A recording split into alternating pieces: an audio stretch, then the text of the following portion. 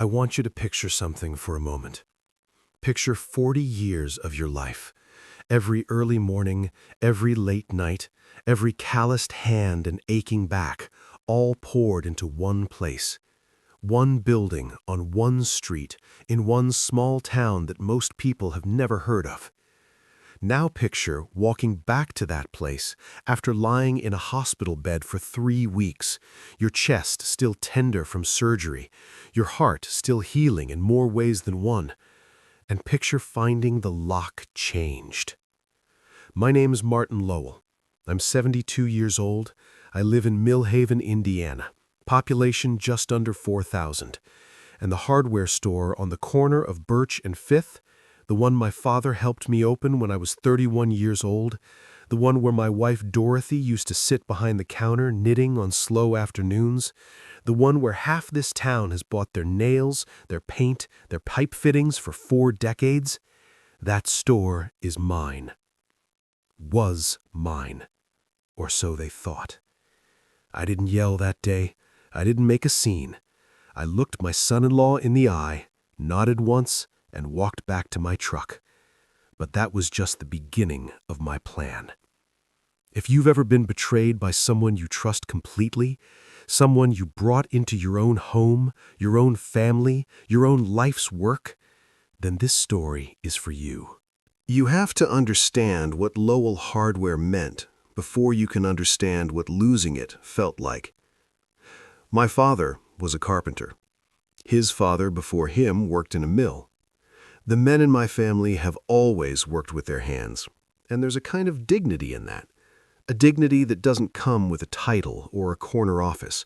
It comes from knowing that what you build is real, that it lasts, that it matters to people.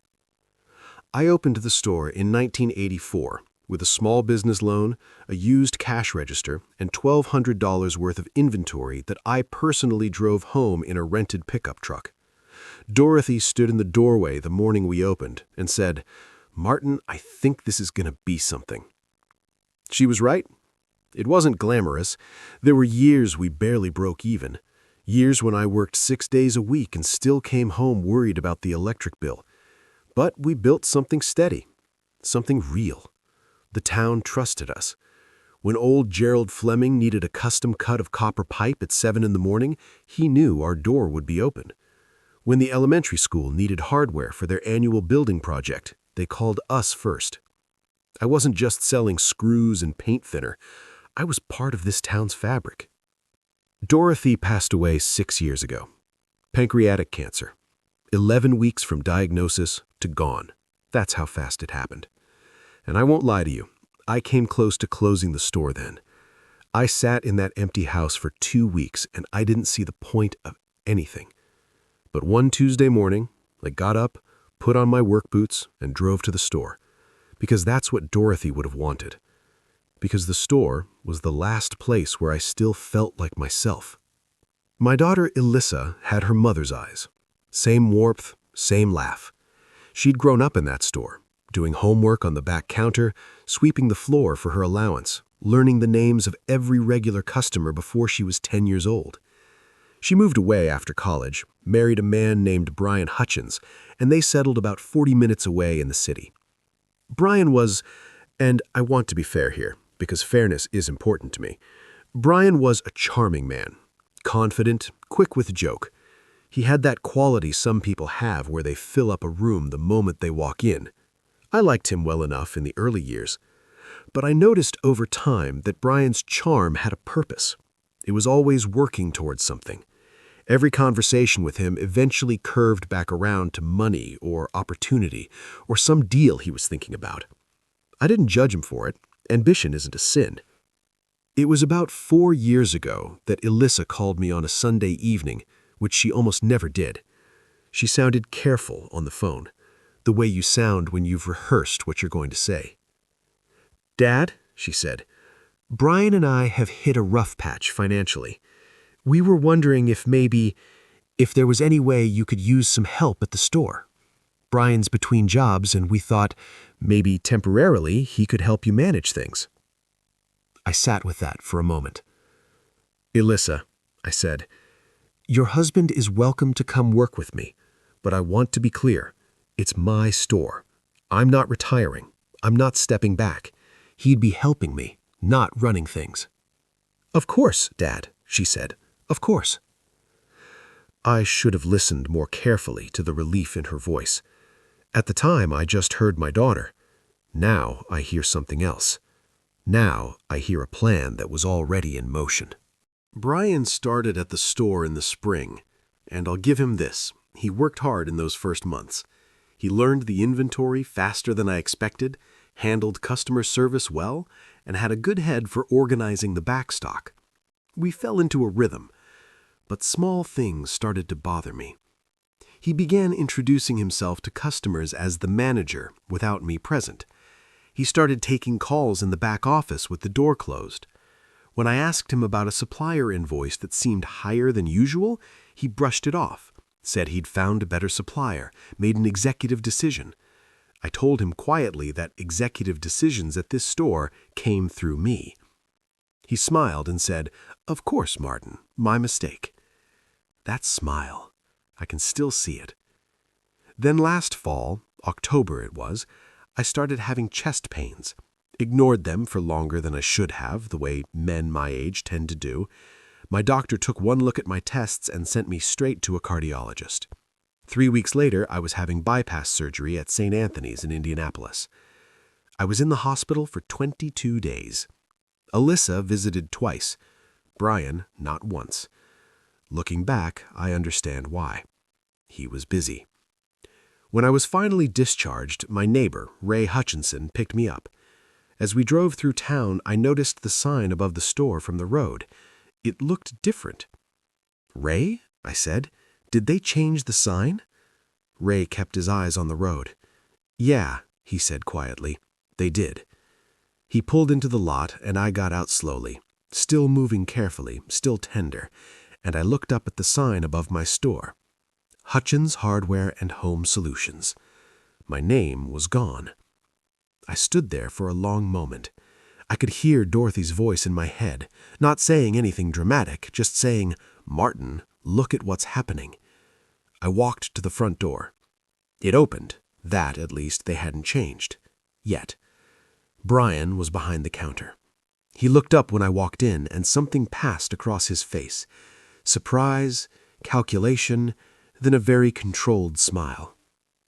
"Martin," he said warmly, coming around the counter, "you're out. How are you feeling?" "I'm feeling like I want to talk about that sign," I said. He put his hand on my shoulder. I still find that gesture infuriating, and he steered me toward the back office. The back office where the door, I now noticed, had a new lock on it. "Sit down," he said. "Let me explain." And he did explain. Calmly, reasonably, with that confidence of a man who believes he has already won. "Martin, we had a family meeting while you were recovering. Alyssa and I both agreed that the store needs new direction. You've been running yourself into the ground. That's part of why you ended up in surgery. We're not trying to push you out. We're trying to protect you. The store is going to continue operating under our management, and you can step back and enjoy your retirement." "Brian," I said, "this store is not yours." "It's family," he said simply. "What's family for?" I looked at my daughter, who had appeared in the doorway. She was looking at the floor. "Alyssa," I said softly. She didn't look up. I stood, nodded once, and walked out. If you've ever stood in a room and realized that the people you love have chosen something over you, you know exactly what that walk to the truck felt like. I sat in the cab for 10 minutes without starting the engine, not crying, just breathing, just letting it settle. Then I started the engine and drove home. And that night, with a yellow legal pad on my kitchen table and 40 years of careful record-keeping in a filing cabinet in my office, I began to take stock of exactly what I owned. Here is something that Brian Hutchins never understood about me. I am not a man who yells. I am not a man who threatens. I spent 40 years building a business in a small town, and you do not do that by being reckless or emotional.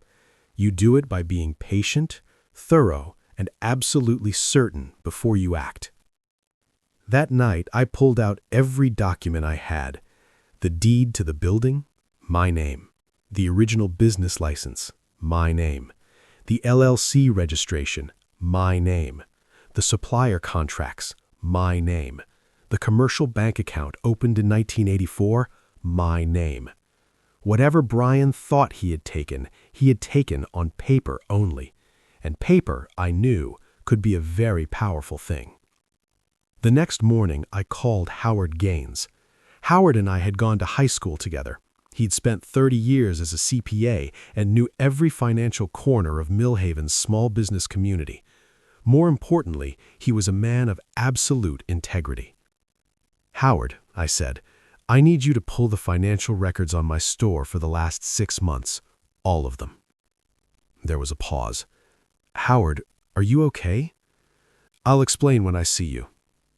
What Howard found over the next 10 days made my jaw tighten every time I thought about it. Brian had applied for and received a small business loan of $80,000 using the store as collateral. My store. He'd submitted documentation suggesting that Martin Lowell had retired and transferred operational control to Brian and Alyssa Hutchins. The documents were convincing enough that the bank had processed the loan. Beyond that, a pattern of transfers had moved approximately $22,000 from the store's operating account into a separate account in Brian's name. It was done gradually, in amounts small enough not to trigger automatic flags. Classic embezzlement methodology, Howard told me, done by someone who knew just enough to be dangerous. There was also the matter of 2 supplier contracts that had been renegotiated at rates higher than my originals with a company that Howard tracked back to a relative of Brian's. I sat in Howard's office and looked at the full picture laid out on his desk. "How bad is it?" I asked. "Bad enough for federal fraud charges," Howard said quietly. "Wire fraud at minimum, possibly bank fraud, embezzlement on top of that." "I want to call the police," I said. "You can, and they'd likely arrest him. But Martin, there's another way. A way that might actually get your money back and protect Alyssa from being swept up in this, because depending on how a prosecutor reads it, she could be charged as a co-conspirator." That stopped me. Whatever Alyssa had done, whatever weakness or complicity she'd shown, she was still my daughter, Dorothy's daughter. "Tell me," I said. Howard slid a business card across the desk. "Patricia Wells, attorney at law. She handles exactly this kind of case, white-collar, family business disputes. She's very good." I called Patricia that afternoon. She was sharp, direct, and completely unrattled by the details. She told me that my documentation was strong, that Brian's exposure was significant, and that there was one specific moment, when the impact would be maximum. "When?" I asked. "When does Brian next appear publicly as the face of your store?" I thought for a moment, then I remembered. The Millhaven Chamber of Commerce annual business showcase was 3 weeks away. Brian had already registered the store under the name Hutchins Hardware as a featured exhibitor. He was scheduled to give a brief remarks address as one of the rising entrepreneurs of the year. I allowed myself one small, quiet smile. 3 weeks, I told Patricia. "Perfect," she said. "Let him have his moment, then we'll end it." If you've ever been patient enough to wait for exactly the right moment, you understand what the next 3 weeks felt like. Every day I got up, I went for a walk, I ate my breakfast, I tended to the small things. I didn't call Alyssa, I didn't drive past the store. I let Brian believe he had already won. Because the most dangerous thing a patient man can do is let the other side get comfortable. The Chamber of Commerce Showcase was held at the Millhaven Community Center on a Thursday evening in late November. I wore my good suit, the dark gray one Dorothy had helped me pick out for Alyssa's wedding. I hadn't worn it in a few years, and it still fit well enough. I looked in the mirror before I left and thought, "You look like what you are, a man who built something." Patricia met me in the parking lot. She was carrying a leather portfolio folder and looked completely calm, which helped me stay calm. "You ready?" she asked. "Been ready for 3 weeks," I said. We went in together. The room was arranged with exhibitor tables along the walls and a small stage at the front. About 150 people were in attendance, local business owners, town council members, neighbors I'd known for decades. Several people stopped to greet me, surprised and pleased to see me up and about after my surgery. I shook hands, asked about families, smiled. Brian was across the room at a display table for Hutchins Hardware. He had a banner printed, a neat arrangement of products, a sign with the store's new logo. He was laughing with someone from the county commerce office. He hadn't seen me come in. For a long moment, I just watched him.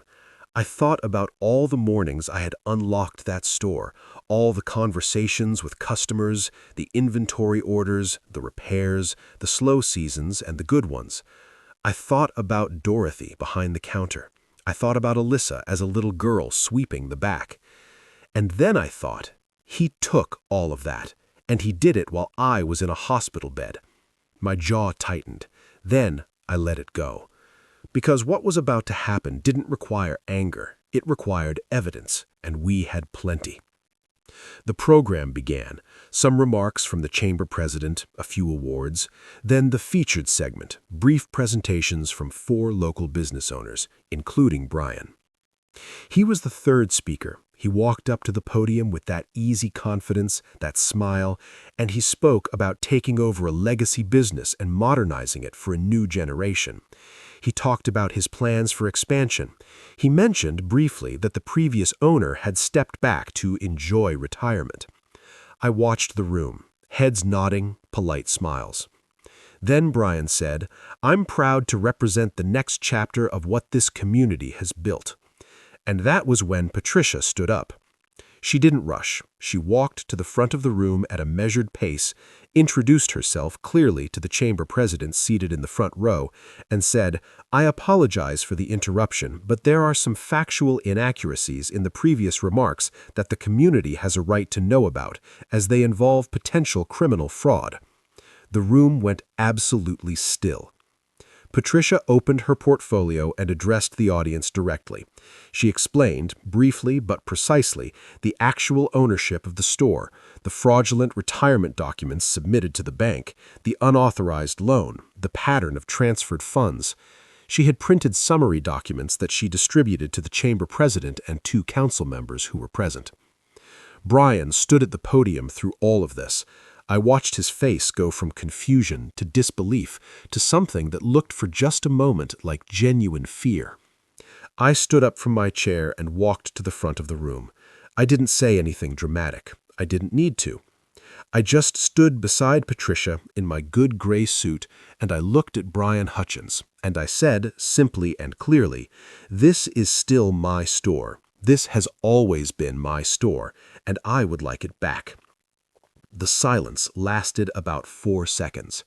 Then the chamber president said, "I think we need to recess for a few minutes." Alyssa was in the back of the room. I hadn't noticed her until that moment. She was standing against the wall with her hand over her mouth, and she was crying. I looked at her for a moment. Then I looked away. The next 2 weeks were not easy, but they were necessary. Brian, advised by his own attorney and fully aware of the criminal exposure he was facing, agreed to negotiate. Patricia handled everything with the precision of someone who had done this many times before.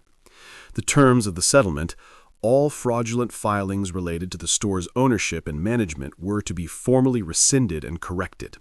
The $80,000 loan was to be repaid, not by me, but by Brian from his personal assets. The $22,000 in diverted funds was to be returned in full within 60 days. In exchange, I agreed not to pursue criminal charges, provided all agreements were met and documented. Brian agreed. He didn't have a choice. The morning after the papers were signed, I sat at my kitchen table with a cup of coffee and read the documents 3 times. I don't know exactly what I was looking for. Maybe I was looking for the part where it felt like victory, where it felt triumphant. It didn't feel triumphant. It felt quiet, like the ending of something long and exhausting, like setting down a weight you've been carrying for months. I thought about Brian. I thought about what drives a person to that kind of behavior, The shortcuts, the rationalizations, the moment when you decide that someone else's life's work is yours to take. I didn't understand it. I still don't. And I thought about Alyssa. She called me the evening after the settlement was signed. Her voice was very small on the phone. "Dad," she said, "I'm so sorry. I need you to know I didn't know about the loan. I didn't know about the transfers. I knew he was trying to take more control, and I should have stopped it, and I didn't, and I am so sorry." I sat with that for a long moment. "Alyssa," I said, "I believe you, and I love you, but I need you to understand something. What happened in that store, what happened to me, that was a betrayal. And betrayal doesn't disappear because someone apologizes for it. It has to be repaired, slowly, carefully, over time." "I know," she whispered. "I can receive your apology," I said, "but trust, real trust, has to be rebuilt. And that's going to take time. I need you to be patient with that." She said she understood. I believe she did. Brian and Alyssa separated 6 months later. I won't pretend that surprised me. What surprised me, what genuinely moved me, was a letter Alyssa wrote me around that time. 3 pages, handwritten on yellow paper. In it, she talked about growing up in the store, about her mother, about the values she'd been raised with and how far she'd wandered from them. She said she wanted to find her way back. I keep that letter in my desk drawer. If you've ever had to choose between protecting your child and protecting yourself from your child, you know that there is no clean answer. There is only love and limits and the long, patient work of rebuilding. Lowell Hardware reopened on a Tuesday morning in early March. I had repainted the storefront over the winter, not hired someone, done it myself, slowly, carefully, one wall at a time. The sign above the door went back to what it had always been, just the name, just the truth. But I made one change. I reached out to the vocational technology program at the Millhaven Community College, told them I was looking for a few students who wanted real-world work experience in a small business setting. Inventory management, customer service, basic bookkeeping, small repairs. I would pay them fairly and teach them what I knew. 3 students started that spring. By summer, there were 5. One of them, a 19-year-old named Diego who'd grown up 2 streets over, started asking me questions I hadn't expected. Good questions. Not just about hardware or inventory, but about decisions, about how to handle a difficult customer, about what to do when something goes wrong. One afternoon, toward the end of summer, Diego was helping me restock the fasteners aisle when he stopped and looked at me. "Mr. Lowell," he said, "can I ask you something?" "Go ahead," I said. "Why didn't you just quit after what they did? Most people would have just let it go, sold the place, moved on." I thought about that for a moment. I set down the box I was holding. "Diego," I said, "there's a difference between letting go and giving up. I let go of the anger. I let go of the need to punish Brian beyond what was fair. But I didn't give up on the thing itself, on this place, on what it means. Because if I had walked away from what was rightfully mine just because the fight was hard, what would I have been teaching myself? What would I have been teaching you right now?" He nodded slowly, the way young people nod when something lands. "There's a line I've always believed in," I said. "Honesty is slow. Justice is slow, but they win." He smiled. "Is that why you put it on the sign?" I looked over at the small carved plaque I'd mounted above the doorframe the week we reopened. "Honesty may be slow, but it always wins." "That's why I put it on the sign," I said. Some weeks later, I was in the store early on a Saturday when I heard a quiet knock on the glass door before we opened. I looked up, and there was Alyssa, standing outside in her coat, holding 2 coffees from the bakery down the street. I let her in. We sat at the back counter where she used to do her homework as a little girl, and we drank our coffee and didn't say very much. But it was a different kind of quiet than the quiet of those terrible weeks. This was the quiet of 2 people who have hurt each other and are choosing, slowly, to begin again. "Your mother used to sit right there," I said. Alyssa looked at the stool. "I remember," she said softly. We sat a little longer. Then I got up, unlocked the front door, and opened the store for the day. For the first time in a long time, I felt free. Not because everything was fixed, it wasn't, not entirely. Not because the wound was gone, it wasn't, not fully. But because I had done what was right. I had protected what mattered. I had been patient when patience was the hardest thing. And I had chosen, in the end, not to let bitterness define the rest of my years. Dorothy would have approved of that, I think. I like to believe she was watching the whole time. If you've ever been betrayed by someone you love, someone you trusted with something irreplaceable, I hope this story gave you something. Not just anger, and not just comfort, but something true. Because here's what I know after 72 years. The people who try to take what's yours are counting on you to give up. Don't give up. For the first time, I felt free. What would you have done?